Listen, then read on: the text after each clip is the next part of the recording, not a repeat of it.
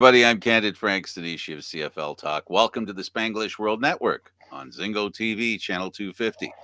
Please remember to download the Zingo TV app at the respective app stores for iOS and Android devices. While you download the app, make sure to rate, leave a comment. Both apps are absolutely free. Zingo TV is available on Google Chromecast, Amazon Fire TV sticks, Roku sticks, and also on all smart TVs 2016 forward. Now joining me on CFL Talk, as usual, is David Morassutti. David, how you doing, buddy? Of Sportsnet. I should mention that. I always forget to mention that you're Yeah, part of no, this is you're this part of is the evil empire.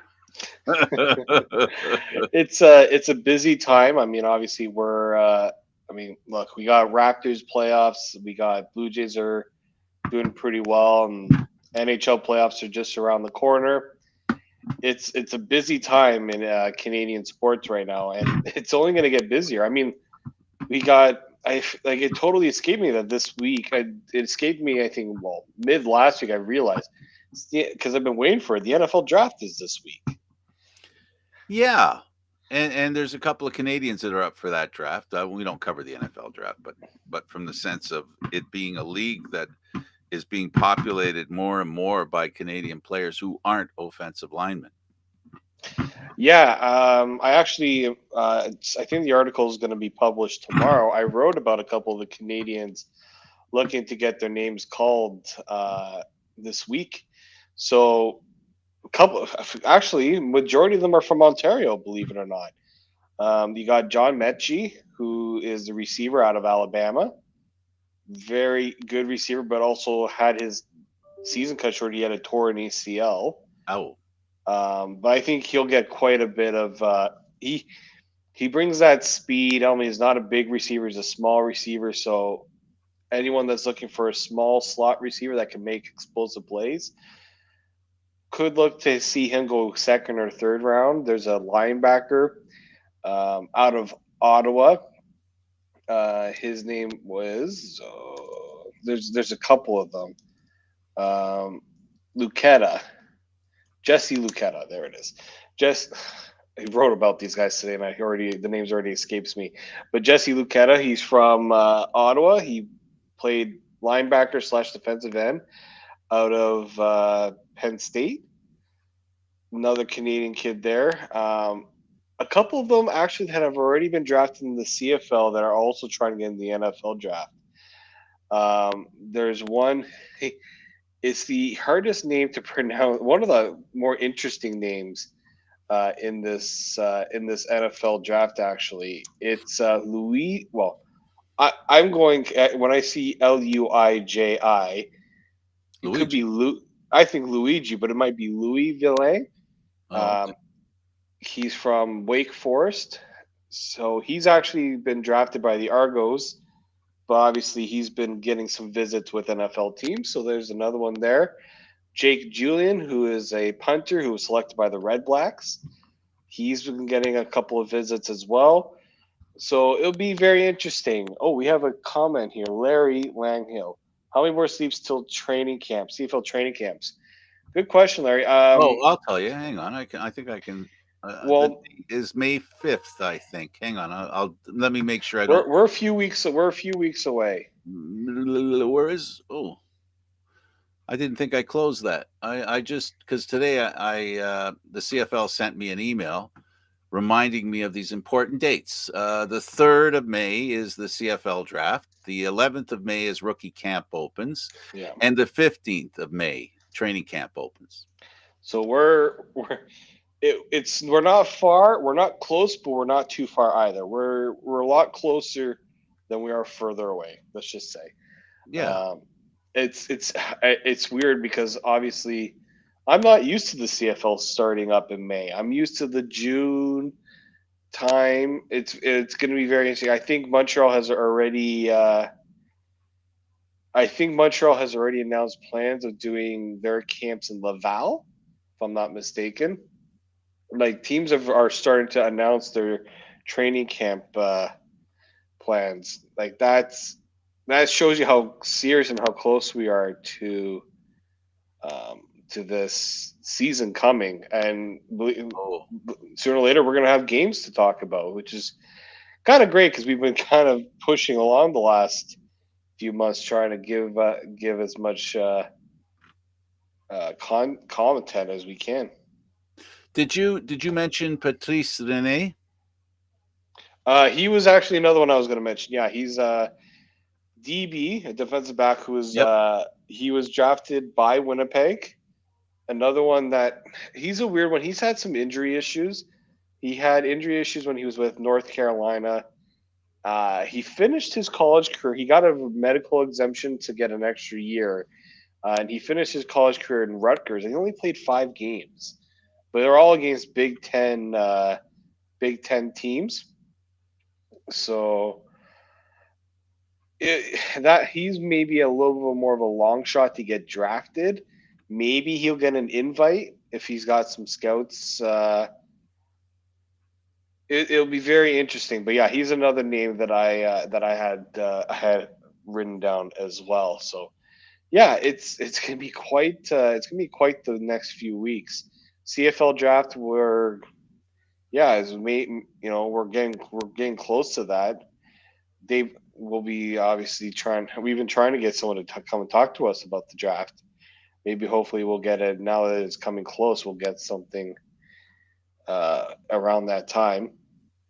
Um, Do you but think we'll have anybody as high or higher than the Eagles' offensive guard Danny Watkins? He was drafted number 23 overall.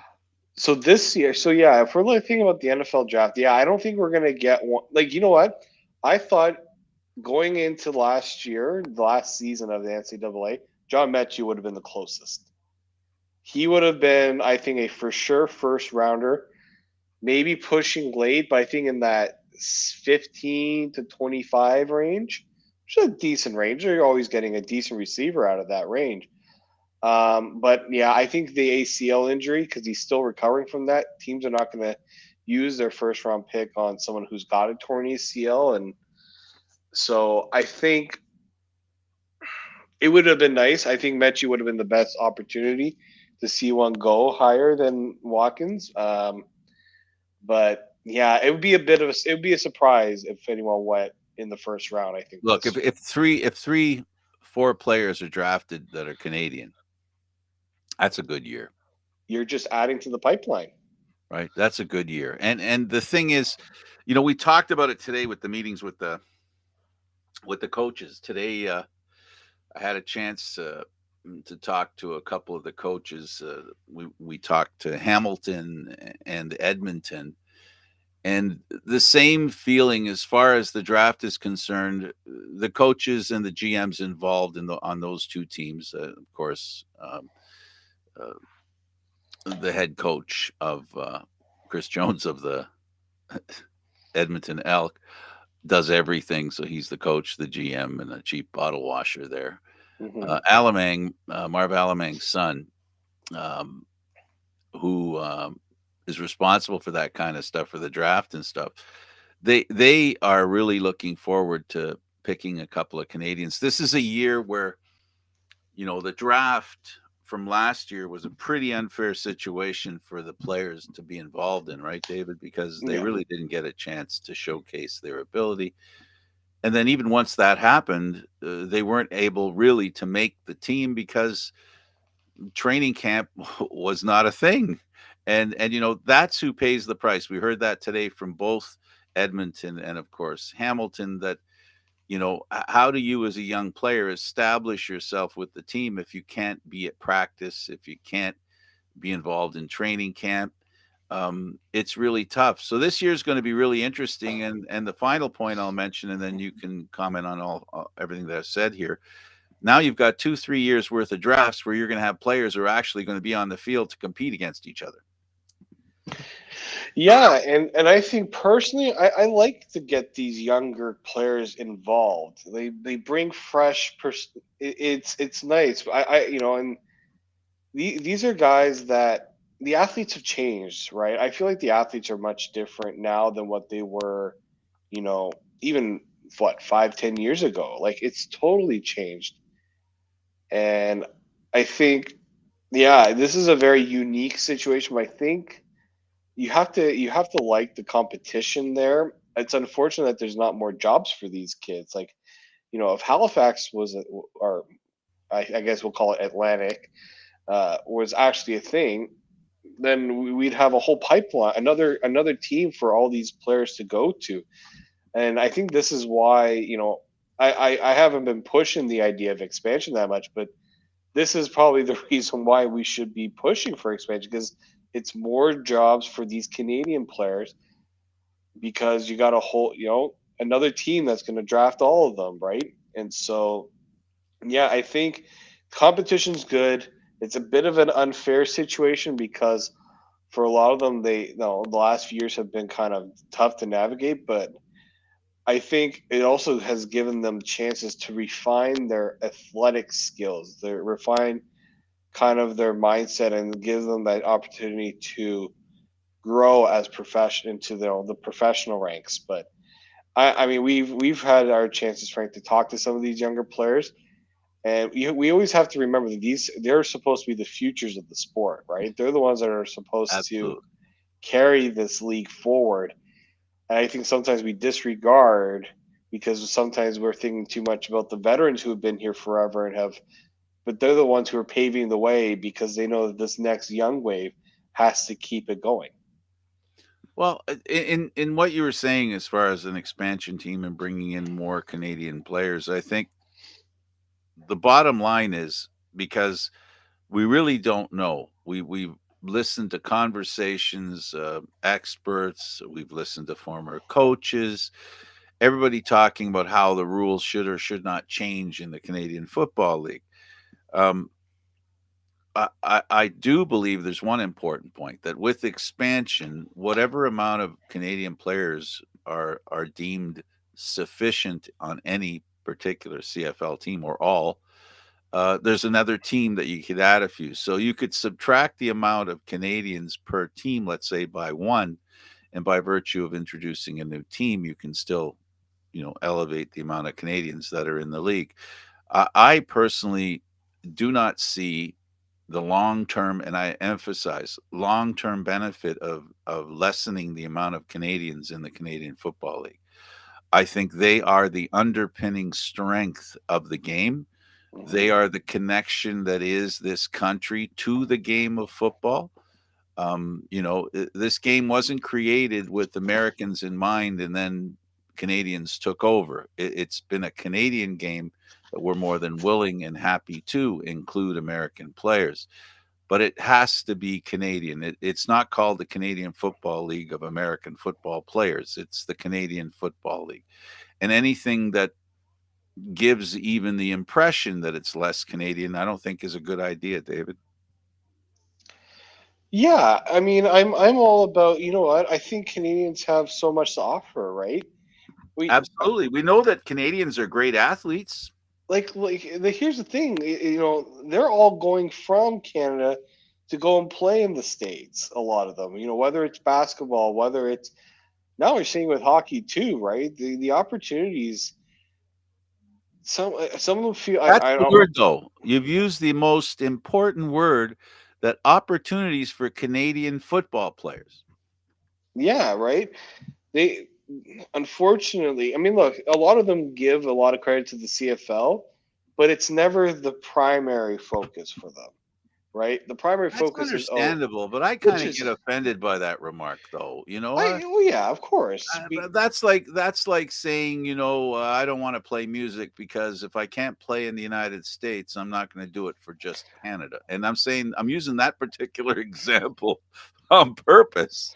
If I can even make this Can you example, it's imagine the all, artists that we would lose if that yeah, but you know it's also like, I've been a big F1 fan, but especially more so now. Would you rather go and race in Formula One, or would you rather go and do your, IndyCar NASCAR or NASCAR? or NASCAR, right? NASCAR, very American, very, there's a lot of history, there's a lot of heritage behind it. But we don't already know Formula One is where the money's at, it's where the fame is at, it's where everything, it's what everyone aspires to, and really, that's the cream of the crop, that's the mountaintop. Absolutely. You It's no different than when you look at the NFL, Major League Baseball, the NBA. When you talk about the very best, that has a cachet that is not, it's not comparable, right? Uh, basically, basically, NASCAR is driving in a circle. yeah. It's very simple, but it's loved by many because, as is said, you know, 90% of the people who go to NASCAR races are going there to see the cars crash. They're waiting to see that. So No, yeah. and the drivers themselves, they tempt that fate, right?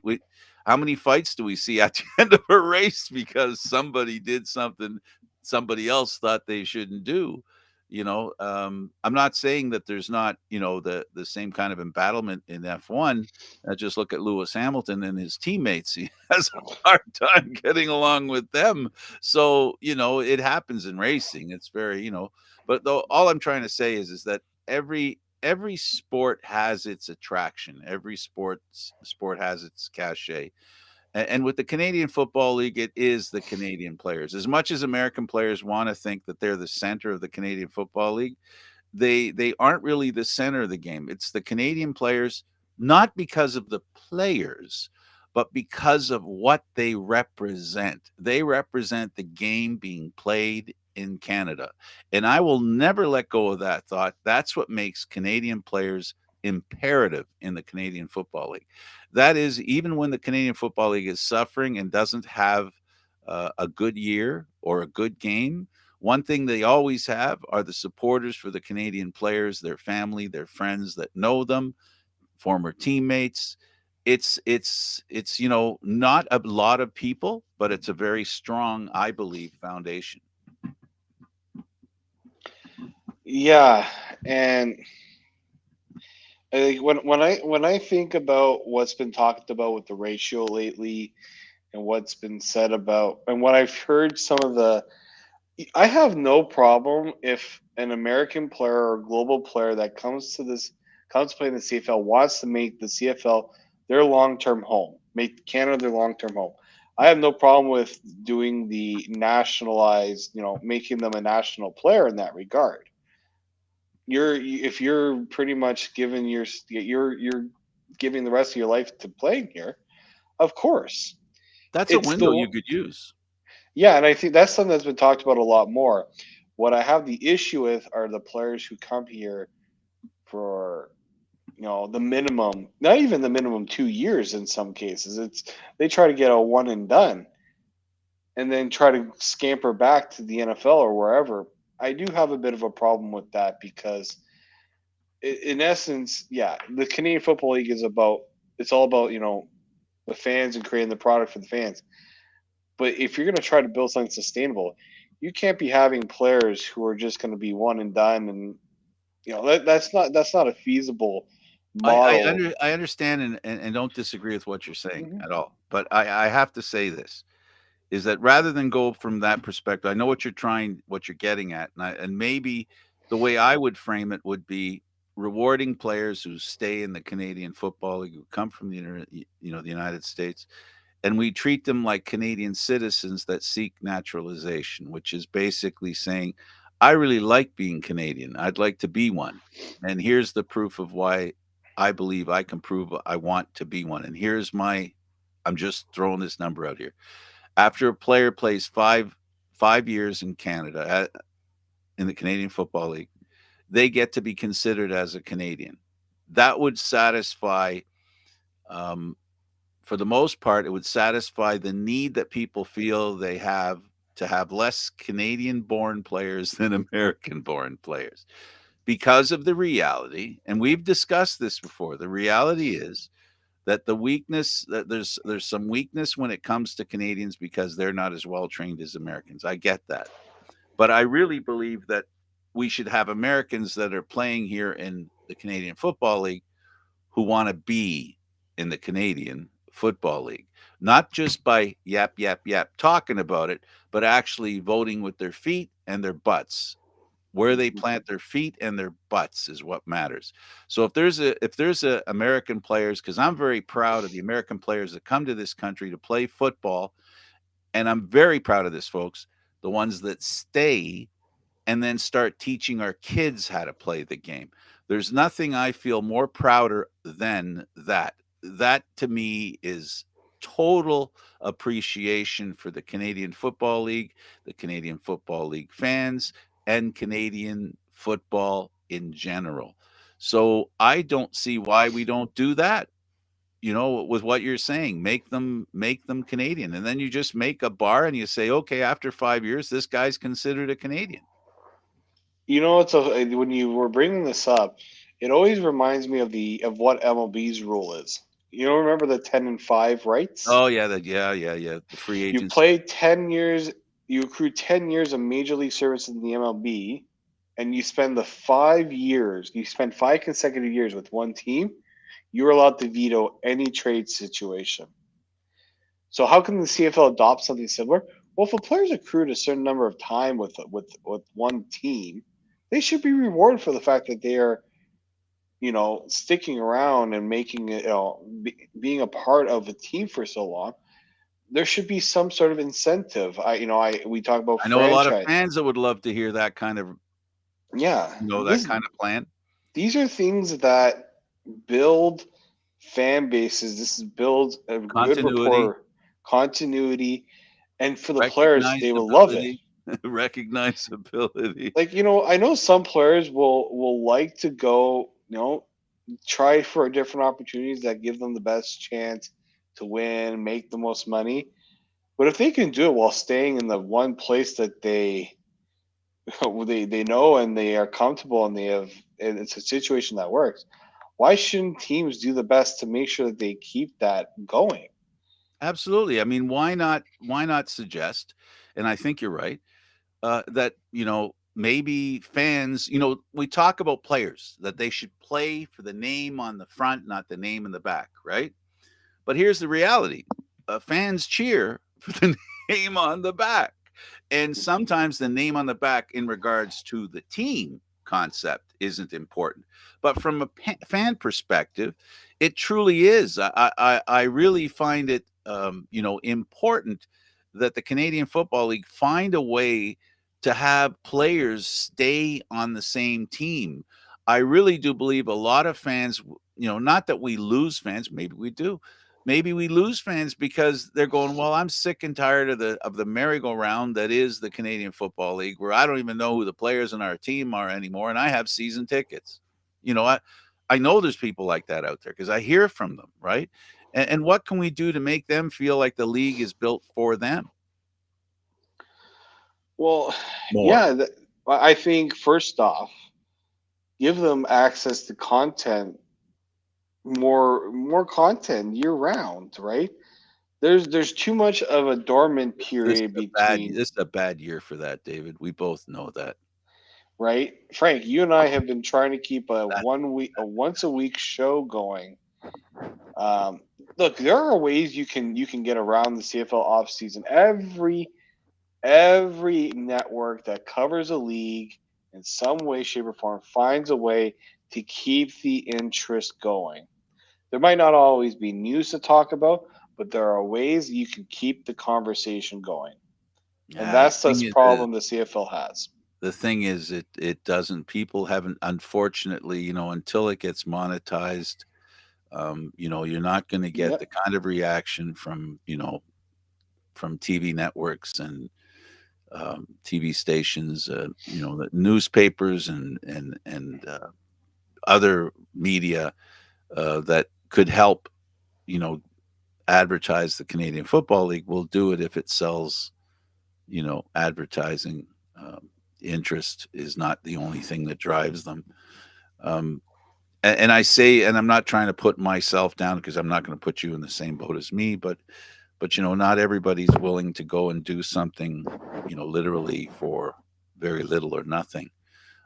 That's the reality of you know where we are. The Canadian Football League this year. I've said this before, David, and I just want to make sure that I want people to know that I agree with you that the CFL hasn't done a very good job between seasons lately. This season, in fact, they haven't done a great job in promoting the league and in offering information, talkable points from their perspective. We've heard a lot of conversations that are started by Three Down Nation, by people who make comments on Twitter, Facebook posts. We need to hear more from the league. You're right. No, we do, right? Because at the end of the day, it's all to funnel and drive interest into the product on the field, right? Get more people to buy those season tickets. You know, there's right now, I think another big problem is there is no network dedicated to talking about the CFL all year long. There really isn't, right? There's no NFL network, there's no NHL network, there's no MLB network. I'm not saying you need to have a 24/7 channel, but having something a few days a week to keep things fresh. And we're in an age, it Well, doesn't have to be on I'm television. hoping that the CFL gets some money from somewhere because a lot of Hmm. I don't want to sound like a CFL apologist. I'm a realist, I think.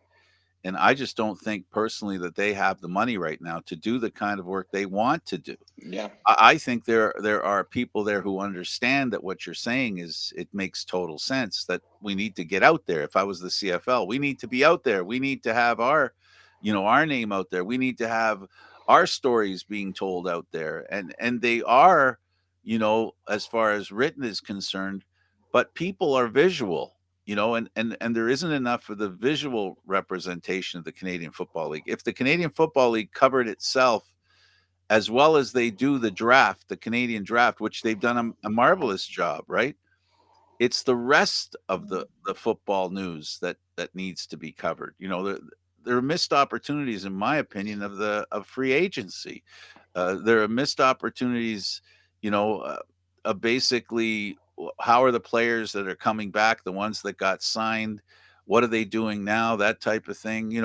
I just there's a dearth of information when it comes to the Canadian Football League right now, and hopefully it'll start to improve. I had a chance today to talk to some coaches, another opportunity to talk to coaches about the upcoming draft and how their teams are doing, and I'm impressed with the people they have the people, they have the players, they have the management. Everything's just it's like you can taste the success. Now we just want to see it after what we've gone through the past couple of years. Yeah, no. I think there needs to be less bashing about what we have off on the field because, yeah, you're right. We have the infrastructure of every team has what it needs to be to run a successful team. Sure, would the players like to Every be team. play? Yeah, Let me emphasize that. Every team in the Canadian Football League right now is in better shape as a whole than they've ever been. There is not a weak link any longer in the Canadian Football League, whether it be ownership or management. Right now, I'm telling you that, and I'm believing it, and I'm not selling it as any kind of fool's gold. It is true. BC has really straightened out their ownership and their management team, as has Ottawa. Montreal did the year before, and Toronto the year before that, and all the rest were in pretty good shape 2 3 years ago. So the improvements have been made all across the board in the Canadian Football League. We will have the most competitive season we've seen in years, thanks to training camp, opportunity for offenses to look better than did the past couple of years will exist. And I really am promoting this as one of the best Canadian Football League seasons ever. That's my prediction. also the return of preseason games. Yes, important. Yeah, like I think a lot of these leagues, a lot of people, oh, why do they have these preseason games? It's Oh, because we when you don't don't have want them, you know why. You we learn don't why when you don't. yeah, we don't want these sluggish, you know, 9-6, barely putting up any offense at the start of the season. Start of the season is supposed to be the most exciting part where things are just pushing, going, going, going. There's a reason why spring training is so important for baseball players. Pitchers need to hit a certain count to get themselves ready for the start of the season. Hitters need to get their timing. You don't think the CFL players Can they I can can I practice? can I tell you But something? Today we had the coach say that today in our they said it exactly. They said offenses need time to get through the repetition to make this stuff happen. They need training camp and they need exhibition games. And so the people that really know this game, GMs, coaches, and such, they said it today, and that confirms what you're saying. I just want you to know what you're talking about is something I heard today from the experts, and I agree with you.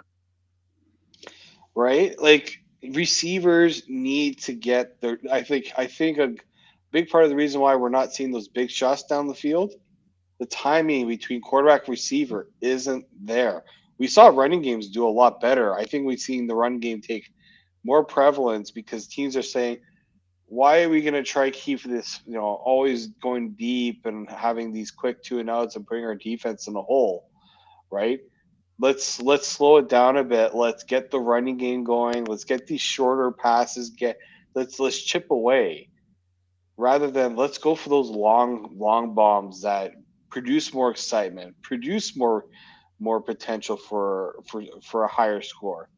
I think that's where the CFL needs to realize that improving that part of the game, the part of the game that brings the most excitement, it's the quarterbacks, it's the receivers doing what makes them successful, but also being put in a position where they can get there. And they're not there right. They weren't there last year.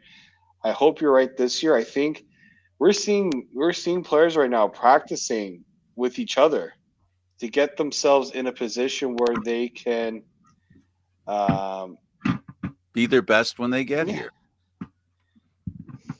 You know who else said something today? Chris Jones said the CFL needs to start working on getting a nice group of quarterbacks. We need work on making quarterbacks better in the Canadian Football League. We need to find better quarterbacks and make our quarterbacks better. Chris Jones made that one of the most important things that he felt that needed to be improved in the CFL to make it, you know, they were obviously, media from time to time reporters will ask, what do you think of the stuff that they're talking about? Changing the rules, changing the game, getting rid of Canadians, all that stuff. And Chris Jones cut through the chaff and said, you know what? We just got to find ourselves some better quarterbacks. We got to create better quarterbacks. The Canadian Football League, without the kind of quarterbacks that Chris Jones knows are necessary. And you know what? You and I know that. And I think any casual viewer of the Canadian Football League, as long as they've seen at least 5 or 6 games, understands how important a good quarterback is. And that is one of the things that, unfortunately, the past couple of years, I'll give you another reason. Why haven't the quarterbacks looked good? We talked about training camp. We talked about exhibition games. Offense takes more reps to be effective. Unfortunately, we've had the best quarterback in the Canadian Football League was inundated with hits, retired last year, and the guy who basically you could say was just as good has admitted to Bo Levi Mitchell that he's had a tough couple of injury plagued years, and he's hoping this year will be the year where he doesn't have to contend with nagging injuries. So that's another reason why training camp and why exhibition games matter, because the protection of a quarterback is not something that is learned or worked on through osmosis. It's through repetition and planning, and it needs a lot of planning because you have to, as a group, react together. Defense can run independently. You can have linebackers, you can have defensive linemen acting in confusion. Well, that's what they want to do because that's what they're trying to foster, confusion. Offenses need predictability. They need to know how far down the field. You said it, and you're 100% right. How far down the field am I going to be when you throw me the ball? How fast do I look like I'm going? But how fast am I actually going? These are things that you learn in practice, in reps, repetition. This is how that happens, which is why I said this year will be a better year in the Canadian Football League. It'll be one of the better years we've had in a while. And hopefully, we'll have the talented quarterbacks to execute my belief. That's all I can hope for. Is all I can say for now. Yeah, like you brought up Bo Levi Mitchell. You don't think a healthy Bo Levi Mitchell doesn't make a big difference in terms of how many points are put on the board? Like he was scratching and clawing to get things going last year. You could tell this was not the same Bo Levi Mitchell that was dominating the CFL, in 2016, 2017, and 2018. It was not the same Bo Levi Mitchell. Age didn't help. I understand that, but injuries don't That's either. something everybody has to battle. All of us have to battle that. Father time always wins. It's just a question of when. It's just an eventuality. But what we do know about Bo Levi Mitchell is he has a football mind, and he has the ability to orchestrate an offense. Given the you know all things being equal, he's one of the best quarterbacks we've had in the Canadian Football League over the past 10 years. So let's be clear about that. Injuries can Mhm. cause problems that even defenses can't cause. So, I'm going to cut him slack. I'm looking forward to a healthier Bo Levi Mitchell, and with that, let's face it, a better Calgary Stampeder team. Yeah, and I think Bo Levi Mitchell, you're right on that one. I think what's hurt Bo Levi Mitchell is, and he even said in his interview, is that he's more of a one tool player quarterback. He doesn't have the running ability. Ah, He's not right. That means you have to be very good at throwing the football. Well, if that part of your game is hampered, you don't have something that can rescue it, right? He's not, he's not, Vernon Adams that can dance out of the pocket or take a few moments to give that's a himself more. scary admission to make, though. Let me tell you. But he's the one that made that admission too, and I'm just like, wow. I think it also just shows that to be a quarterback in a lot of these leagues now, having that other thing that makes you good can really help your game and it prolong your career. I mean, in some cases, it also does the exact Becoming opposite. David, it's becoming less and less a question of what type of quarterback you are. Now, by definition, you have to be able to be fleet of foot. I mean, just take a look at what's going on in the NFL. Take a look what's going in the Canadian Football League. If you're a passer that can't be mobile, and let's be clear about this, mobility, like in everything, uh, when we talk about speed, there's outright speed, and then there's quickness, right? When we talk about quarterbacks, it's more about quickness and elusibility. If you have to be elusive, right? So it's not as important to be like lightning fast, right? Yeah. We're talking about, look at Zach Caleros. I think he is the prototypical Canadian Football League quarterback of the 2020s. He is elusive, he is quick, and if you can't hold him, he'll kill you. And by kill you, I got to be careful because we're on the internet now. You can't even use that word. I'll be deleted for about a week. I'll be suspended. By that I mean you can destroy another team. Well, maybe I can't use that word because he can do that. All jokes aside, he can destroy a team not with his feet, but his ability to avoid you for a matter of milliseconds when he can throw the dagger that wins the game. We saw that in two Grey Cups. Yeah, no, for sure. Right. And it also helped Trevor, Zach Close, they had Andrew Harris. Yeah. No, Well, you said Trevor Harris. Now here's a guy who yeah. gets the bum deal as far as he's not a running quarterback. I don't know. I've seen him take off down the field for 20 yards. Again, it's about quickness and elusiveness. You have either of those, you can be a Canadian Football League quarterback. If you have neither of those, now you got a problem. Now you're saying as Bo Levi Mitchell says, he's a one. No, I don't think he is. He can have some elusibility. He, and for him to have it, he's going to have to change his footwork. He's going to have to change some things. That's the true challenge of a man who's getting older, as a human being who's getting older. Is he capable of changing? Is he an old dog that can learn new tricks? He's identified that he lacks an important trick. Well, he's going to have to figure out how to imitate that trick somehow to some degree, because zero is not enough. Zero is not enough. He's got to be able to run to some extent. No, he does. I think too many of the I think there's been too much of the too many people saying, well, these quarterbacks that always run, they have such a short lifespan because or shelf span in terms of their career because they're always prone to injury. This is true, but it's those that can master both, right? They don't necessarily have to be the best runner, but they if they know how to use it to their advantage, oh boy, like it makes such a difference. That's why I thought Cody Fajardo would have more success because if he we know he can run, we know he's hard to bring down.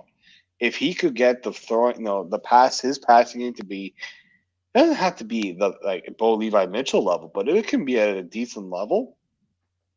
There's a reason why Saskatchewan thought he was going to be. Well, They they made him still one of the seem top to eight. think they still seem to have faith in Yeah. him. I mean, no, regardless of Chris Jones, and again, he had to defend his statement about Fajardo. Seems every time I see him in an interview, he has to talk about Saskatchewan and their quarterbacking problems. Um, yeah, no, you're right, and the elusivity is important. Being elusive is important. Having a great arm is important.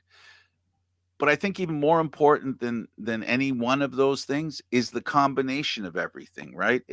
And I think Bo Levi hit the nail on the head when he said I'm a one trick pony. Well, I'm putting words in his mouth, but I'm just you know, Mhm. he's identifying his issue, and I think by him admitting that, trust me when I say this, I truly believe this because he's an honest, hardworking guy who's a star, not by accident. By saying that, he's recognized it, and trust me, he's probably working on his footwork as we're speaking. In fact, he's probably watching this right now, and he's saying, "Yeah, you got that right. I'm working on that," and I know he is, and he's going to be working on that. He's too smart a player because that's to be a quarterback and to be a football player, you're going to have to be pretty smart.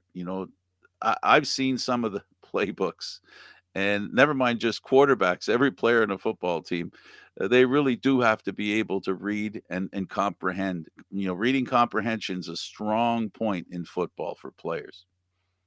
Yeah, I know. It's one of those positions where you just have to your test. You have to be able to know both sides of the game, right? You have to be able to read the defense, what the defense is throwing at you, the pre-read snaps. Then you have to also remember which route is every receiver routing running. What's my protection like? What are my it's almost like what are my escape options if something goes wrong? Like the quarterback has to process like a million things in one time.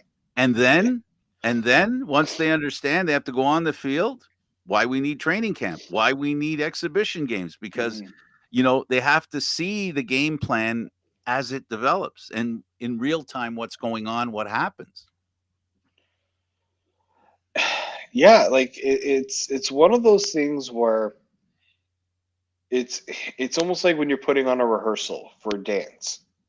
If one part of the dance is out of sync, if is out of rhythm, the whole thing is ruined. You just are gonna be struggling to get it back. So good And news with training camp and exhibition games then. yes, I think you know what we might not like covering like watching them because they don't mean. And I'm going to use this very loosely. They don't mean anything. They mean something to the players, right? And for us, you know what? As someone who covers the league, I get a chance to see what these guys are like. You know, you kind of get to you get it's our homework. It's our chance to see things when on the practice field and putting it out there, and we get a chance to formulate opinions on certain things, right? We can start to develop some of these preseason narratives, right, based Well, off how of what about we're this seeing. one? How about this one? I got a Hmm. preseason narrative for you. Hmm. If you're Nick Arbuckle and you heard today that Chris Jones said he's looking for a bunch of quarterbacks, how would you feel? I would really like to know. Nick Arbuckle, we know he is one of the nicest people. He won't speak ill about anybody. But I have to think that he is having some very he is getting maybe a little annoyed, but maybe that's by design. You mean Maybe he's this trying? You is mean Jones is trying to kick the nice out of him? Jones is trying to he's trying to light that competitive spark. And as a head coach, you need to get the best out of your players. Coaches have different ways of doing it. Maybe this Respect, is yeah, anger. right. Nick Arbuckle has had a very tough road since leaving Calgary, thinking this was his chance to become an established starting quarterback in the league, and now the coach that him thinking this is my chance right now, and my coach is talking about we don't have a quarterback. That's gonna tick me off personally. I like considering everything that Well, Nick David, Arbuckle has been through. if it's true that he wasn't vaccinated, if it's true that he wasn't vaccinated, and that's why the Argos traded him, I'm not saying that's true. I'm just that was a rumor out there. I'm just trying to make a point. If that was true, that he basically didn't have a team because he wasn't vaccinated, and now vaccinations are becoming less imperative, less important, and not important, just less important, and we're driven less as far as getting vaccinated is concerned in society. And this guy now is in Edmonton, and he gets a chance to play, which he hasn't had a real chance to play. He stopped playing in Toronto before they traded him.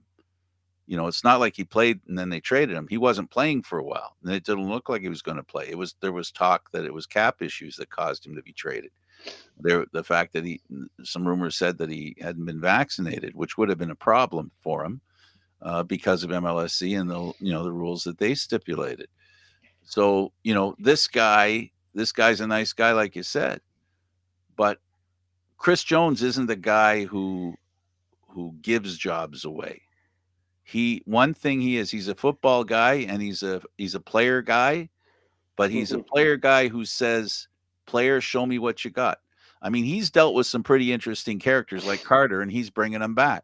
So it's not like he has this unforgiving, mean-spirited attitude. No, Chris Jones has this, whatever it is, this Southern culture, this idea that you got to prove to me you belong here.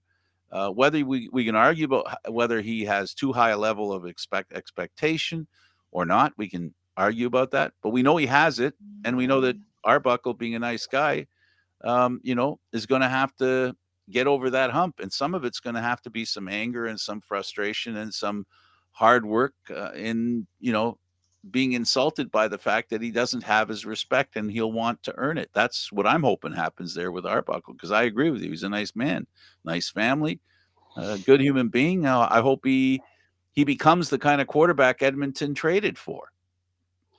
Yeah, and the one that a lot of these teams thought he could be and then decided he wasn't that, right? I I have a hard time believing Toronto doesn't trade him, regardless of the salary thing, if they I, think that he was good enough to be a starting quarterback for them, I right? just Because don't think quarterbacks got a fair shake these past couple of years. I think it's the toughest job in the Canadian Football League was quarterback in the past couple of years. I mean, I don't know of any success stories. Name me a success story over the season other than Caleros.